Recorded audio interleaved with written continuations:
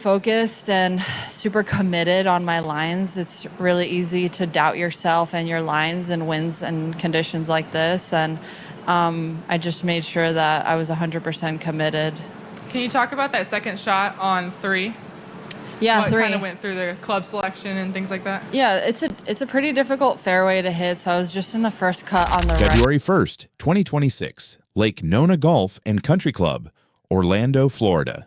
The temperature had dropped to 26 degrees overnight. The fairways were frozen solid, balls bounced like they'd landed on concrete, and at 2:15 p.m., after 5 delays and hours of confusion, LPGA officials made a decision that would ignite a firestorm. They canceled the final round entirely and declared Nelly Korda the winner of the Hilton Grand Vacations Tournament of Champions. What happened next? The accusations, the apologies, the questions about fairness threatened to overshadow the start of the LPGA season. For 3 weeks, the controversy festered. Players voiced their frustration, legends questioned the decision, and Nelly Korda, the woman at the center of it all, remained. The 2026 LPGA season couldn't have started with more promise.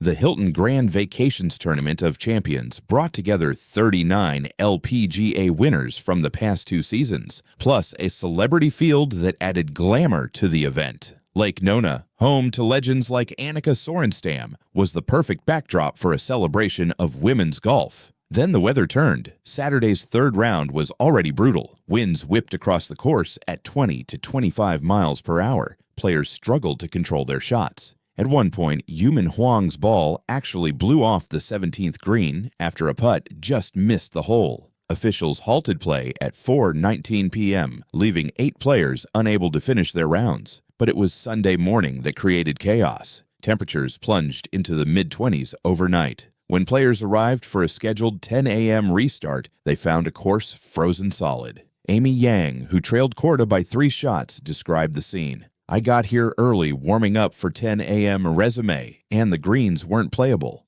Lydia Ko said balls simply bounced when dropped, refusing to hold their line. Officials pushed back the start. 11 a.m. noon, 1 p.m., 5 delays in total. Players warmed up, waited, and warmed up again. Meanwhile, the celebrity division, actors, musicians, and athletes competing in a separate exhibition, went out to play 9 holes. That's when the frustration boiled over. Nasa Hatauka, one of the players who hadn't finished Saturday's round, spoke for many. "The celebrities are playing 3.5 rounds. Why not for the LPGA players playing?" Annika Sorenstam, a 10-time major champion and Lake Nona resident, was even more direct. After finishing her celebrity round, she told reporters, "I don't know why they're not playing. There's pitch marks. I hit some crispy shots and the ball even stopped. It's difficult. It's cold, but it's as fair as anything." At 2:15 p.m., LPGA officials made their final call. The tournament would be reduced to 54 holes. Nelly Korda, who had shot a brilliant 8 under 64 on Saturday, a round she called probably one of my best rounds I've ever played in my career,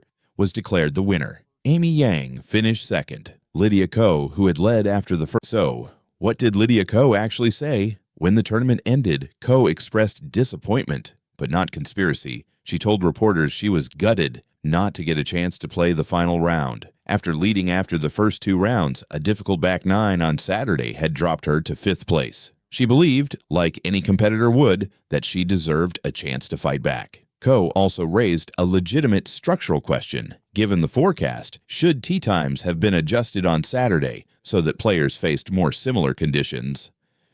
It was a fair point about tournament logistics, not an accusation of cheating, but she never accused the LPGA of rigging the tournament. She never claimed Nelly Korda received special treatment. She never said the words attributed to her in the viral post. The distinction matters. Frustration with a weather decision is not the same as accusing organizers of corruption. Yet, in the fevered ecosystem of social media, nuance disappears. The fabricated quote became the story. Ko became the face of a controversy she never actually started. Meanwhile, LPGA Commissioner Craig Kessler, just 7 months into the job, found himself defending a decision that left many players frustrated. On the No Laying Up podcast, he explained his thinking. "I take very seriously the job of protecting our players. Can you imagine if the player had gone off and had a wrist injury in week 1 of a very long season? He admitted mistakes. We were not prepared fully for Monday. In hindsight, if we could do it over again, there are a number of creative solutions that absolutely could have worked. The apology was genuine. The explanation was reasonable. But for many, it wasn't. Throughout the controversy, Nelly Korda said almost nothing. She accepted the trophy. She posed for photos. She answered questions about her brilliant Saturday round, the 64 that actually won her the tournament,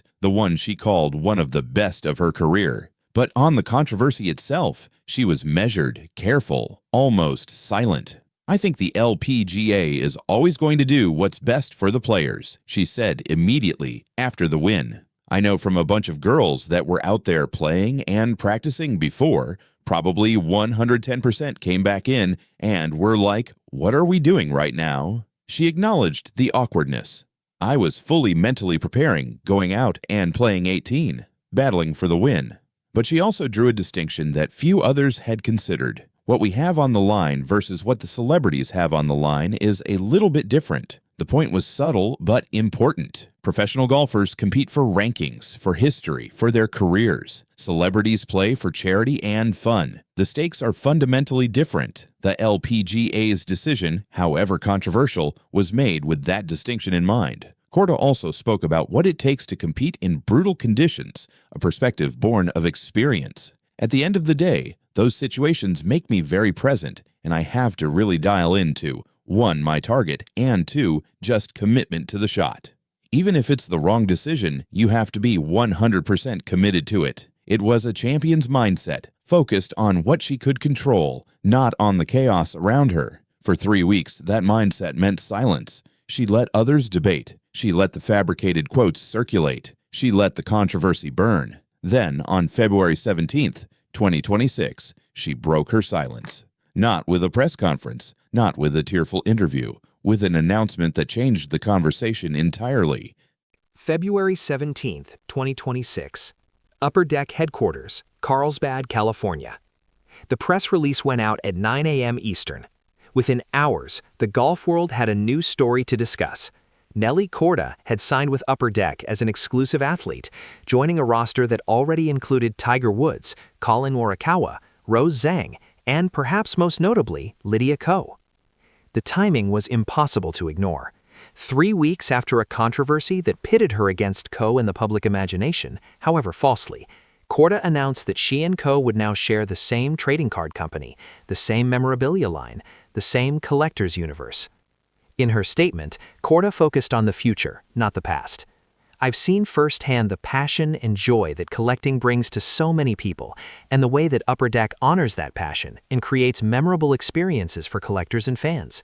I'm excited to collaborate with Upper Deck and engage with the community. The announcement came with tangible products, a new memorabilia line, signed polos and visors, original prints celebrating her career, and most significantly, her own Young Guns trading card as part of the 2026 Upper Deck golf release. Upper Deck President Jason Mashera framed the signing in historic terms. Upper Deck has a long history of working with world-class athletes like Nelly, who transcend their sport and become cultural icons. She can bring new collectors to the hobby. The message was clear. Controversy or not, Corda's star power was undiminished. While the internet argued about weather decisions and fabricated quotes, the business of golf was betting on her future. But the most powerful moment came when reporters asked about the controversy directly. Nelly's response was vintage, measured, thoughtful, and utterly uninterested in drama. "Listen," she said, "I think the LPGA is always going to do what's best for the players. When it comes to the internal decisions, I like to focus on myself and prepare for what's to come with the information that I have at hand. No attacks, no defensiveness, no feeding the narrative of a rivalry.